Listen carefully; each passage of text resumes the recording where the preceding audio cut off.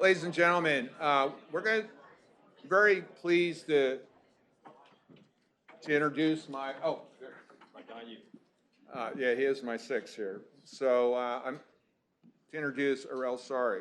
Aurel is, and that's the way I pronounce her name, Aurel. Well, he is a true exception in academia in my experience.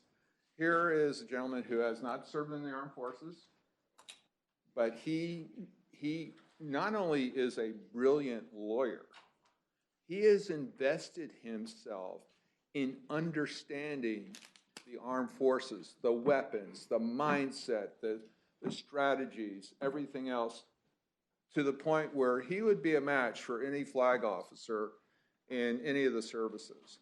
And people are going to debate this, but I think he was on the forefront, the cutting edge of what some people call gray zone war. He's going to tell us that's not exactly the right name for it. It's more hybrid war. But the man is just brilliant. I read all his stuff. I love being at a conference with him. And he is just a fascinating speaker. And one of the young upcoming scholars that is on the world class. We are really lucky to get him. And I'm just so pleased that you're here. Aurel?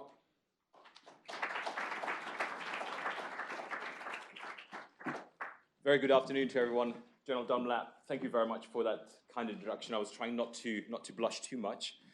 And I have to start with a confession. I was here a couple of years ago in 2016, so this is my second time coming back to Len's conference, and it's an immense privilege to talk here. In fact, when your invitation came in, I said, yeah, of course I'm going to come back. It's an amazing event. In fact, I did my first degree at Durham, not this Durham, a different Durham, but I have a certain affiliation towards the place. So yeah, of course I'm going to come back to Durham. But then the general said, oh, by the way, could you talk about gray zone war? And I was like, uh-oh, that's going to be difficult. I'm not quite sure what that is. Which is not quite true. I sort of have an idea, but I'm not sure that gray zone war actually exists. Or if it does exist, is it really about war? I'm not quite sure about that. Is it really a zone? I don't think it is a zone. Perhaps it is gray, but again, we can even debate whether gray is really a good idea here. So like, okay, well, let's give it a go. So I've got less than 45 minutes, so bear with me on this one. I'm trying to kind of guide you through what my approach to gray zone war is, and also talk a little bit about hybrid warfare. I see Professor Schmidt is already sort of gearing up to ask questions about that. We have a long questions to spank you if you get it wrong. Yeah, usually what happens, he starts with a compliment along the lines of, this was a really good speech, but. So just be aware that might be coming along. Okay, so putting all the jokes aside, it is a real pleasure to be here, and also it is a pleasure to talk about gray zone. I've been talking a lot about hybrid warfare, but I think these are really, really interesting subjects. These are labels, so we kind of have to look at the labels, but beyond the labels, there are some real-world problems, which I think where we really need to get our teeth into, and we need to understand what those problems are and the challenges that they pose to lawyers as well as operators. So I'm trying to do that in the time that I have available, talk a little bit about the concept of gray zone war, hybrid warfare, draw some lessons and implications about what it means for lawyers, and then if we have time available, offer just a few hints, a few thoughts about how we might respond to some of those challenges. So, gray zone conflict, gray zone competition, gray zone war. This concept's been out there for at least a number of years, but it's not the only concept. As you can see on the slide, it's out there and it rivals and competes with hybrid warfare and hybrid threats as a sort of twin concept, if you will. The gray zone concept and also the hybrid concept are, I think, of North American origin ultimately, but gray zone has been more popular in the United States, whereas hybrid is more the language that you find adopted in Europe. Both of these concepts have their supporters, they have their detractors, but they're out there competing with a whole range of other ideas. And we heard some of them mentioned earlier today: political warfare, asymmetric warfare, an older concept, if you will. And there hasn't been much talk about it today, but a little bit lawfare. is another one of these concepts out there. So we have a lot of ideas kind of floating around. Now, on these two concepts, I think there are two very important points that we need to get out of the way. First of all, whether you talk about gray zone or hybrid, they are not a thing. Okay, that's very, very important to realize. And the reason I say this is there's a tendency, if you look at the literature, there's a tendency to look at gray zone conflict, competition, and treat it as if it was a thing, to reify it, or even to personify it. So you find commentators talking about, well, hybrid warfare, gray zone conflict does this and does that. It doesn't do anything. It's a concept. States, other international actors do things. They are the actors. These are just concepts. And like any concept, their utility lies in how well they describe the geopolitical situation out there and how useful they are to us in gaining a better understanding of that geopolitical situation. So like any concept, again, like political warfare, asymmetric warfare, it's a question of degree, a question of utility. So don't treat them as things or even personify them. Second point to make about these concepts is that there are no standard universal definitions. In fact, there are rival understandings out there about what they actually mean. Moreover, these understandings have evolved over time, and that's particularly true of hybrid warfare, perhaps less so of gray zone. So these concepts have not come out of nowhere. They have risen to prominence in the last couple of years, and they have risen to prominence because commentators, policymakers have relied on these concepts to explain and to characterize the current geopolitical environment in which we operate. So here are a couple of points, I think, about what is characteristic about our current geopolitical environment. Well, first of all, great power competition has made a comeback. Great power competition, of course, has never really gone away, but certainly compared to what we expected to happen after the Cold War has come to an end, namely that big sort of ideological rivalry, the great big blocs that have been standing against each other during the Cold War period, that this is all in the past, and now we enter a period of greater democratization, more liberal outlook, and basically greater international cooperation. So in particular after Crimea, after 2014, I think most people have concluded, well, that was a nice ideal, but the world is just not moving in that direction anymore. Great power competition has really come back. And what that means is, first of all, we see states asserting their interests far more aggressively. So we have entered a period of greater international antagonism. They are more openly pursuing their national interest. But also they're relying on novel technologies. And we heard in a number of the presentations and panels of how they do that. They rely on information operations, for example. They rely on cyber to reach into spheres which in the past were domestic. And I like to draw an analogy here to the arrival of air power, right? Air power has been revolutionary because it allowed states greater reach. You could fly over the trenches and you can now hit into the hinterland through air power. And in many ways, it's not a perfect analogy, but in many ways, information operations do the same thing. So the distinction that we traditionally have observed between home and abroad, domestic and international, is increasingly being broken down to a large extent because of the new technologies that provide states with reach. At the same time, this threat from non-state actors hasn't really gone away. In fact, technology has empowered non-state actors to have that same sort of reach through social media, for example, but also it has given them greater lethality. 9/11, of course, is an example. ISIS is another example. So not only has great power competition come back, but we still have the continuing threat posed by non-state actors, and sometimes utilizing very similar methods and means as states do. And then finally, I would say, a very important kind of development of the last couple of years is that history has not come to an end. History in the Francis Fukuyama sort of sense of the Cold War leading to greater liberal democracy across the world, and ultimately all states will live in a sort of kumbaya democratic ideal, hasn't quite happened. In fact, what we see is increasing unilateralism. We heard various criticisms of the International Criminal Court. There's increasing pushback from states, from civil society, against international institutions, against multilateralism more broadly conceived. And of course, you see increasing pushback and challenges to liberal ideas. So that's, broadly speaking, the geopolitical context in which we live. And it is that kind of context which terms like gray zone, conflict, competition, again, pick your favorite term, and also hybridity are trying to explain to us and are trying to describe to us. So let's have a look at that concept in a little bit more detail. So ultimately, what the idea of gray zone competition, gray zone war is based on is the realization that the dividing line between war and peace is becoming increasingly blurred. So it's based on this notion that war and peace are obviously very, very, very different spheres of human activity, but they're not really clearly demarcated.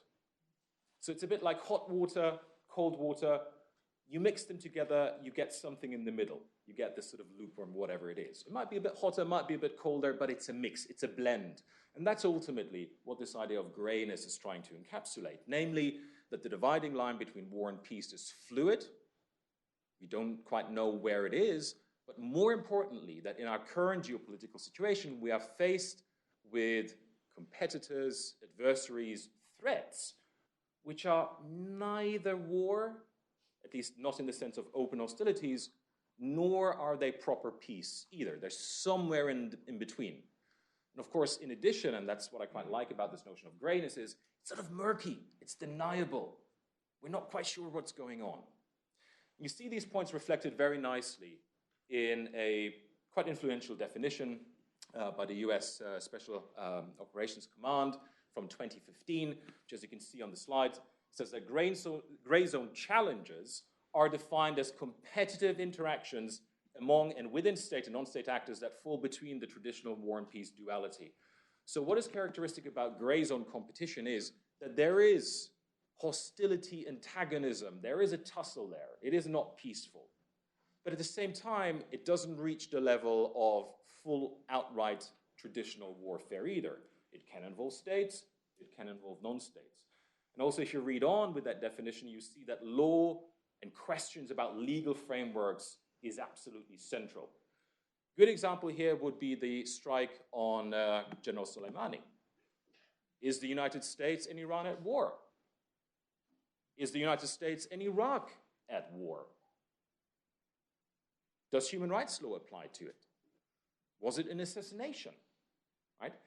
I'm not suggesting, by the way, that this was a gray zone activity, but you get the point that certainly if you have unclear legal frameworks, if you have specific incidents which are violent but perhaps not part of an overall outright war, we're kind of left wondering of where are we on the threshold between war and peace? Have we crossed it? Have we not crossed it? Another example, and there are many of them, would be the exchange between Russia and Ukraine in 2018, end of 2018, in the Kerch Strait, where Russia basically grabbed a number of Ukrainian military vessels. Is this an act of war? Is it not an act of war? But perhaps the best illustration, whoops, that was a quick slide there, but the best illustration, I think, is the activities of China in the South China Sea. What that illustrates to you, and I've been trying to illustrate that with my little icons there, is the activity consists of a number of different elements, which helps essentially China to gain what it wants to a large extent without full-out hostilities.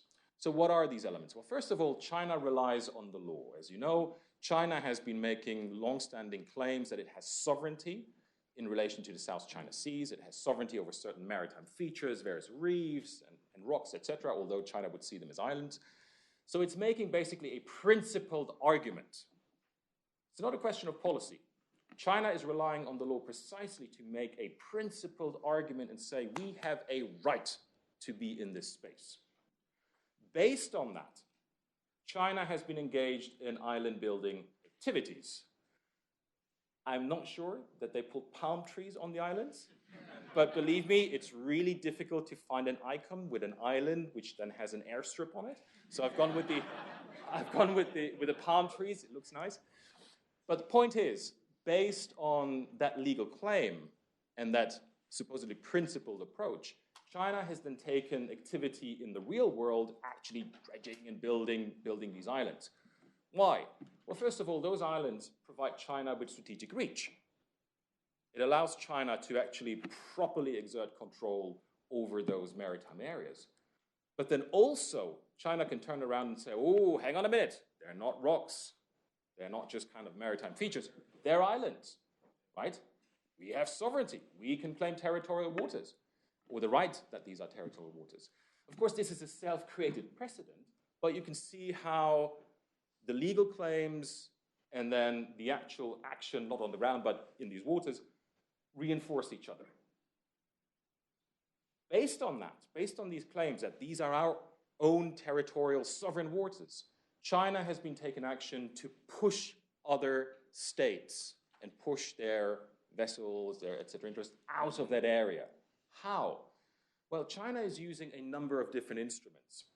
On the front line, China is using, as many of you will be aware, maritime militias. They're supposedly civilian fishing vessels. They're equipped, controlled by the Chinese government, but it does give China a degree of plausible deniability.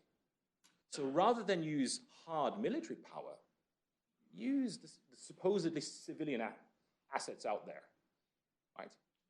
Which allows China to say, look, we're not militarizing the situation, you are militarizing it by overflying, by freedom of navigation operations. So it allows China to essentially present itself as a peaceful player. But at the same time, in the second line, you have the presence of the Chinese Navy, which gives China escalation dominance. In other words, if you start messing with those Chinese fishing vessels, well, guess what? The Chinese Navy might well show up, or Chinese Coast Guard vessels might show up. So what you therefore see, it's an integrated system of civilian, military, legal, non-legal measures, which provides China with the ability to assert its influence, project its power, take control without firing a shot. That's what makes it below the threshold. That's what makes it gray. I would suggest hybrid is actually perhaps even a better word for it. Why hybrid? Because it's a mix of different instruments. And in particular, the Chinese example illustrates very nicely how law and legal arguments support operational effects, and how operational effects support the legal argument. So moving on to this, oh, hang on, before we move on to that. So gray zone, the notion of a gray zone does actually have a couple of things going for it. It seems to characterize quite nicely what we see in the South China Seas, what we see with Russia and Crimea. So what's wrong with the concept? Why did I start by saying, I'm not quite sure about this, that it actually exists, and it's not a thing? Why did I say these things? Well, first of all, the notion, I think, is ahistorical. It's based on this idea that sometime in the mythical past, there was this clear difference between war and peace, and now the line is becoming blurred. If you look at writing and also comments on gray zone, a lot of politicians, military leaders as well, they kind of go along with this. The line is becoming more blurred. Well, the line was always blurred. It was always blurred. Read Clausewitz, right? What does he say? He says, war in an ideal sense is this thing between states, and it gravitates towards totality. It's all about total war. But war in the real world actually is always something less. War in the real world is always tempered by lack of resources, lack of appetite, and various other things. Clausewitz acknowledged that there are wars between states, and there are small wars. So the reality was always that, of course, you have big conflict between big powers, and then you have lots of small wars, colonial wars, policing actions, whatever it is. So it was always pretty messy, in other words. If you look at the law itself has struggled to draw a clear distinction between state of peace and state of war. There's a fascinating study by Clyde Eagleton from 1929, I believe. I might have the year wrong, but about that sort of time. looking into the concept of war, and after about a good 100 pages, he concludes saying, the notion of war, the legal concept of war, is ambiguous. It was always ambiguous. In fact, there's another great book by someone called Fritz Grob about the relativity of war. There is no single concept of war, no single concept of peace. Different areas of the law, domestic, international, human rights law, law of armed conflict, insurance law, they all have their own idea of what war actually is. So in other words, this idea that the line is blurred, that's nothing new. It was always blurred. Second issue is the whole idea of gray zone competition is based on the notion that this is somehow more violent, somehow more aggressive, somehow more antagonistic than what we'd see in peace. So in other words, it's not normal. It's abnormal. It's pathological. That's the problem with gray zone. It's somehow more than what we would normally accept from states. Well, I ask you, don't states compete? Don't they carry out espionage? Don't they violate the rules on a frequent basis? So wherein lies that pathology? Wherein lies that abnormality, which leads us to say, this isn't just normal competition, but it is somehow gray zone? Now, I'm sure there's an answer to that, but we need to look into that answer for gray zone as a concept to be useful. And then the final difficulty that I have with the gray zone concept is, once you start talking about a zone, you're basically saying that there are three zones here. Peace, that's normal. Gray, the murky, antagonistic, but not war stuff. And then proper full-on war. But of course, what we see is a mix where adversaries are actually operating across, around, and through those boundaries. Crimea wasn't a gray zone war. It was a proper war, but they denied it, right? So in other words, if we focus, or through this concept, focus on the middle bit, the gray bit, we're kind of missing an important part of the story, which is states actually instrumentalize and carry on geopolitical competition throughout all of these three zones, not just the gray one. Let's not forget this. They are connected. And by focusing just on the gray, I mean, it's useful to focus on it, but we're kind of missing the other part of the story. So I don't think that this idea of zones is necessarily that helpful. So let me say a few words, and I want to leave time for questions, about hybrid warfare, which is an alternative way of looking at essentially the same kind of set of problems. So hybrid warfare has gone through evolution, but the currently sort of dominant idea of hybrid warfare is highlighting that geopolitical competition is carried out through multiple domains. And again, we heard this in some of the previous discussions. In particular, hybrid warfare emphasizes that adversaries are utilizing overt and covert military, non-military, economic, diplomatic, etc. means in an integrated design. That was exactly my point. It's not just in one particular zone, it's across all of these different zones, right? That's what they're doing. And you see a very nice definition of that in the NATO Wales Summit Declaration from a couple of years ago. So the big difference between hybrid as a concept and gray zone as a concept is that gray zone focuses our attention on the sphere of competition, whereas hybrid tells us something about the means and methods being used. Okay? But even that concept of hybridity, I think, suffers from certain shortcomings. The first shortcoming is, what's the big deal? Have states not always utilized every single lever of power at their disposal? Why is this new? What really does hybrid as a concept add to the discussion? Arguably, not that much. And I have to say that a lot of the writers who actually go with this concept would say, push back a little bit and say, we're not saying this is new, we're just saying that you've got to pay attention to how states are using different levers in an integrated manner. The second issue is that similarly to the gray zone concept, we find ourselves asking, okay, so what makes hybrid bad? Because if hybrid is really about states using all sorts of levers at their disposal, isn't that exactly what we would do? I mean, isn't that the comprehensive approach? That you go in, you use the military tool, use the diplomatic tool, you reconstruct, you refinance, etc. Isn't that exactly what the comprehensive approach is all about? So what's the difference between Russia doing the comprehensive approach, China doing the comprehensive approach, and the West doing the comprehensive approach? What makes it hybrid? Again, I think there are answers to that, but we just have to be aware not to be too hypocritical and sometimes to look into the mirror and realize that actually if this is how we understand hybridity as geopolitical competition, hey, not only is it not news, but everyone is doing it, including the West. Final point is, just like a gray zone focuses on a relatively narrow spectrum of that geopolitical competition, the same criticism can be made of hybrid warfare and hybrid threats as well. Basically, not every threat is hybrid in character. Nuclear warfare. I mean, what's hybrid about nuclear warfare? What's hybrid about nuclear deterrence? Not much. So let's not forget that, yes, some stuff out there, some of the threats may well be hybrid. Again, the Chinese example is, I think, a very good illustration of how a state might have a system of different tools, use them in a synchronized, integrated manner, and get away with it. But that's not always what they do. Some threats are pure and simple threats in a particular domain without being cross-domain. So, what can we learn from all of this?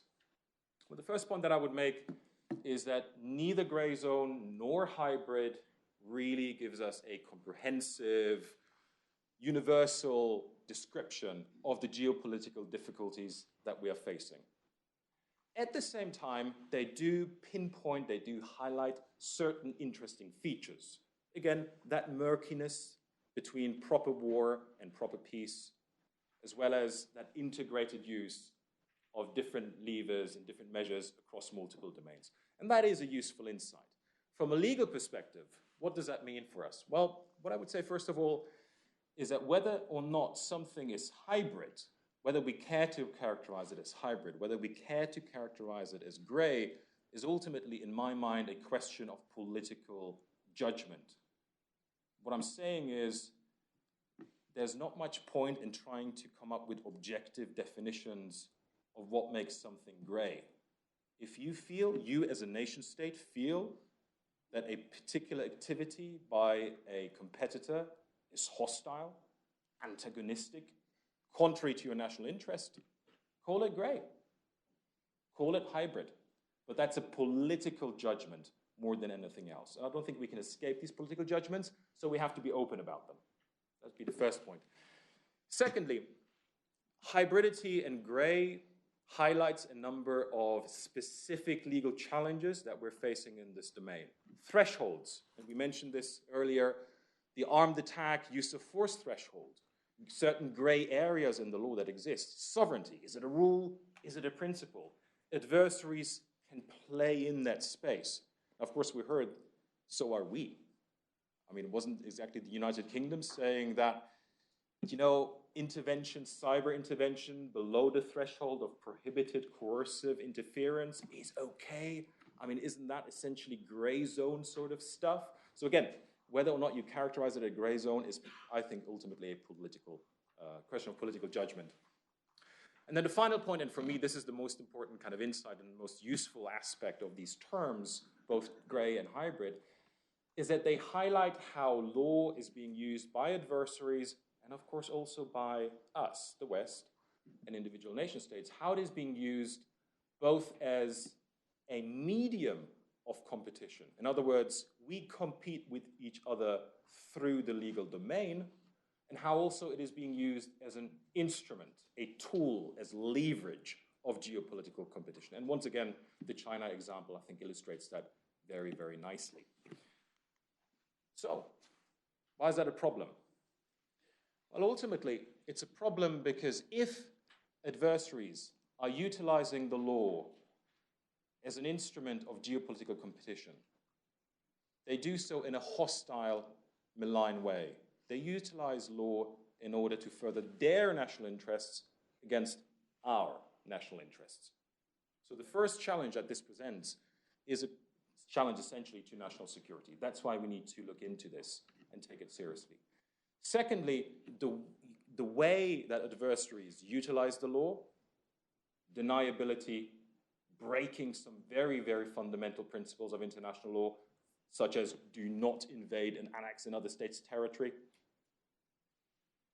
exploiting gaps in the law. These are all means and methods, if you will, which are highly corrosive to the idea of an international rule of law. So if we are societies that are committed to a rules-based international order or a rules-based international system, pick your favorite term there, then of course we need to care and we need to confront and push back on the means and tactics being used by our adversaries. So how do we do that? And I think the objectives, i.e. what we should be doing, that's very simple. If law is being used by adversaries as a means of competition, we have to compete better. So in other words, recognize that we are in a competitive environment internationally, that law is a major, major, major element, medium component of that, and we have to outcompete adversaries. Secondly, we have to make sure that the way in which we compete doesn't do further damage to the international system. Again, if we care about a rules-based international order, we have to take active measures, you see the pun, if you will, active measures, to actually uphold that international order. So the tricky bit is, fine, that sounds pretty good, it's sort of the kind of stuff that you expect an academic to say, but how do you then operationalize that? And that's going to be my final slide, so we still have probably 5 minutes or so for questions. So just to give you a very quick example of how do you then operationalize these points. So I was always struck, so I've been working with military legal advisors, or JAGs, for a number of years, and I was always struck by, you know, the level of competence and expertise, but also, to some extent, the kind of lack of if you will, doctrinal awareness of what actually they do. In particular, most of the time, legal advisors and also their clients would be looking for legal support to carry out operations. But the whole point of all of this geopolitical competition is that that's not enough. It's not just enough to legally support operations, but we are in the middle of legal operations. And if we are to compete more effectively, then at the operational and perhaps even tactical level, in which military legal advisors are working, we need to start thinking more aggressively about how to conduct legal operations. In other words, how to utilize the law in order to achieve operational effects. And there are a number of elements to that. So just to kind of pick out a few, I would say, for starters, recognize that law is an operating environment. We might go further and call it an operating domain. I know everyone wants to get their favorite thing recognized as a domain. We had space recognized, cyber recognized. Now a bunch of lawyers are coming in and say, oh, but the law is a domain. I mean, I don't care. Let's call it a domain. Let's call it an environment. Whatever we call it, the point is, once you start thinking, it's a question of mindset. Once you start thinking about the law as an operating environment, we start to see players, adversaries, maneuvering through the legal terrain, preparing for engagements in that terrain, pre-placing assets or forces. Now, you can press this analogy way too far, but I think, again, if you look at what China has been doing, if you look at what Russia has been doing, that's exactly the kind of mindset that we need to start adopting to compete more effectively. Just a final point, again, you can read the other ones, legal red teaming. I'm amazed we're not doing that more. What I have in mind by that is there are lots of exercises, and again, please tell me if you have some direct experiences. I've never really seen a legal red team. And what I mean by that is a bunch of lawyers, on the other side, their only purpose in life is to mess it up. Not for training purposes, but to expose the vulnerabilities, to expose how an adversary would actually try to undermine us. So, on that very happy note, I think we do have about 5 minutes. No, we have 10 minutes, because I'm going to do, flexibility is the key to air power. Right? Cadets, back me on this. I'm counting on it. We are going to extend the day by 5 minutes, because we took some of your time. So we have 10 minutes for questions. Apologies to Mary Rose. We'll start 5 minutes later. Questions? Isabel, what was your question? She really wasn't ready for this. You spoke a lot about different actions that can be considered in that gray zone or in the realm or the spectrum. What about inactions? For example, inactions in humanitarian aid and whatnot. How do you feel that that can factor in? That's a wonderful question. Wow. To be perfectly honest, I never thought about that. But you're absolutely right.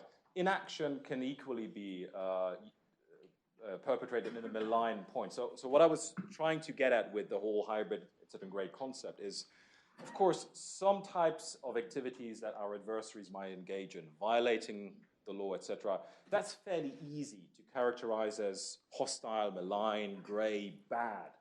But a lot of the activity is sort of borderline. And again, we might be doing similar things, use similar methods. And the reason why we feel good about them is existential, because we are doing it for our own purposes.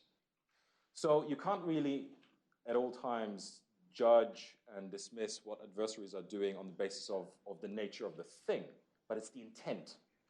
Now, that point applies equally, I would say, to inaction. But to be fair, very good question. I have no idea. I need to think about it.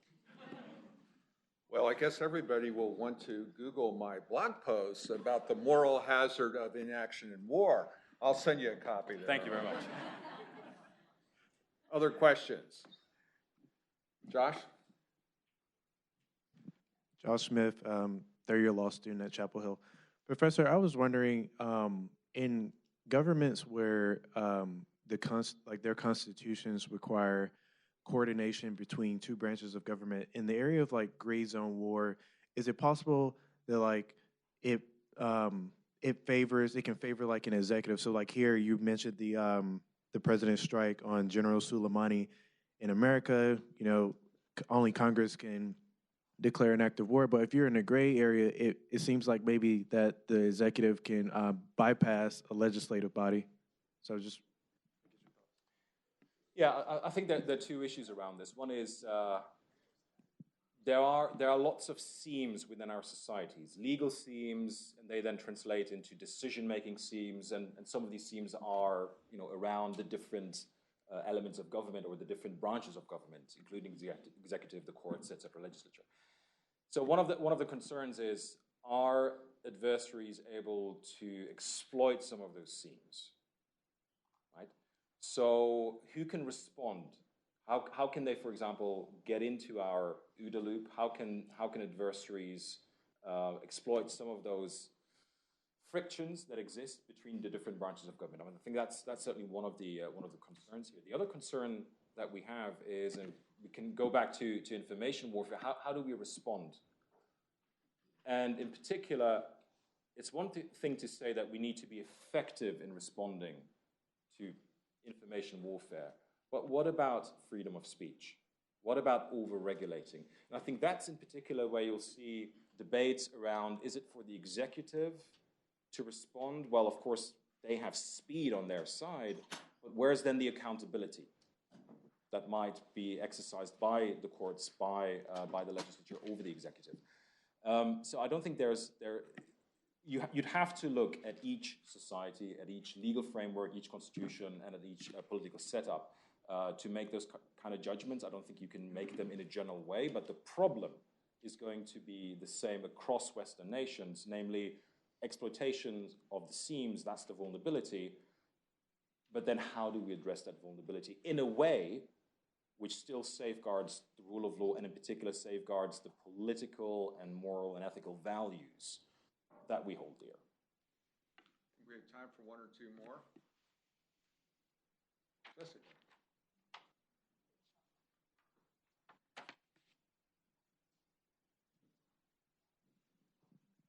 Hi, Jessica Williams from the Air Force Academy. So you talked a lot about looking at us operationalizing law and reviewing it as a domain. But where exactly is the line between doing that and then manipulating the law to the point where you disrupt the rule of law? Again, that's an excellent question, and one of the questions why, or one of the reasons why there has been a degree of pushback. So this idea of legal operations, going out there, being forward-leaning, I mean, again, it sounds great, but it raises precisely this point. Where is that dividing line between using the law effectively and aggressively, even against our adversaries, versus abusing it. Use versus abuse, right? That kind of debate. And we can look at concepts like good faith, for example, versus bad faith, which I think help us to some extent.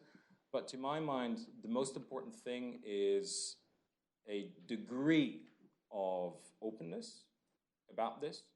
And with openness and transparency comes accountability. So in other words, I think the best way to guard against crossing that threshold and going from effective use of an effective exploitation, essentially, of the law to abusing it is to be open to our own societies about what we're doing and why we're doing it. And I think through that, having a discussion and having openness and debate, essentially, you kind of exercise self-restraint, but also you open yourself up and you open the military, etc., up to debate it. Now, again, I'm saying a degree of transparency, right, for obvious reasons. You can't be open about all of these things. But I think that's, to my mind, that's the best way of avoiding, ending up pretty much in the same camp as some of the adversaries that we're facing. Mike. Oh, here we go. I do this because Mike's been your mentor, has been my mentor, but I have so many mentors here. Mike Newton. What's this thing about Mike's anyway? I could make a joke, but your name is Charlie, so I won't. So, Aurel, let me channel the ICRC here, because you know my views on this whole discussion of gray zones and hybrid warfare. The ICRC would say you're overstating the problem. In 1949, in the Geneva Conventions, we worked hard to clarify the line between war and peace. There was indeed a problem of identifying where that line was, but in the Geneva Conventions, in Common Articles 2 and 3, we set out the lines for international armed conflict and non-international armed conflict. And today those lines are clear. You have an international armed conflict when you have hostilities between two or more states or when there is occupation. With regard to non-international armed conflict, more challenging, but in Tadic, we clarified we need intensity and organization. So the lines are pretty clear, and when I look at the examples you've cited, the three examples, they don't seem like hard cases to me. If we look at the Ukrainian operation, the Kerch Sea, when we look at that, but of course that's an international armed conflict because the Russians are in belligerent occupation of Ukrainian territory. There's no question whatsoever that it's an international armed conflict. When we look at the Soleimani strike, oh, come on. We have one state, the armed forces of one state conducting hostilities against a member of the armed forces of another state. Of course, that's an international armed conflict, albeit one that may have been very, very short. And then when you look at the third example with the South China Sea, of course, that's not an armed conflict because we haven't seen hostilities between those two states. So if I were representing the ICRC here today, I'd say all of this talk, and I know it's not you, but all of this talk is really taking us backwards. We've worked really hard to clarify the line between these two legal regimes, war and peace. So let's not muddle it up. The ICRC will tell you there are tough cases. Cyber is one of them. Yep. There are tough cases, but it's not nearly as bad. How would you respond? I would respond by saying there's not an inch of anything between the position that I would represent and the position of the ICRC, or perhaps even your position here. So for once we actually agree, which is great. Why do I say that? Well, first of all, I don't really buy into the whole it is blurred, etc., for a number of reasons. In the use ad bellum space, so the law of armed conflict, actually the dividing lines are fairly clear. Now, how we apply them and how they apply to the facts, well, that's where we have perhaps disagreements, but actually the law is relatively clear. I think in the ad bellum space, the use of force space, that's where the law is a lot more fluid. Okay, so that's not an issue of we only have 60 seconds. 60 seconds.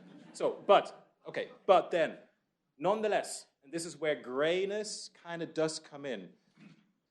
The law might be relatively clear in most cases. And by the way, this is a good thing, right? Normatively, it's good to have a difference between war and peace, right? I think we all agree on that. So that's a kind of a good thing to have that reasonably clear dividing line. But look at the Kerch Strait incident and the proceedings before it lost between Russia and Ukraine. Funny thing is, neither of those states actually invoked the law of armed conflict. Both were hell-bent to try avoid talking about the law of armed conflict. Why? Because Russia denies that it is in belligerent occupation, denies that it is engaged in armed conflict with Ukraine. So they're like, whoa, whoa, whoa, we're not even going to go there. Ukraine, what does Ukraine want? Ukraine wanted, well, the ships, fine, I mean, because of ships, but it wants the sailors back, right? Problem is, if you invoke the law of armed conflict, those guys are prisoners of war. What can the adverse belligerent do with prisoners of war? Hold on, detain them until the end of hostilities. Well, good luck with that. That's, you know, you're not going to get your guys back by saying they're prisoners of war. So funny thing is, yes, the law is relatively clear, but in real life, the two protagonists avoid actually applying and using the law, and the tribunal goes along and completely ignores the law of armed conflict. You know what I'm really enjoying about this? Because I know Mike Schmidt, and he feels like he's sitting on a frying pan because he wants to continue this discussion so much. And we will this evening, but right now we're going to take, oh, geez, that cost us a minute.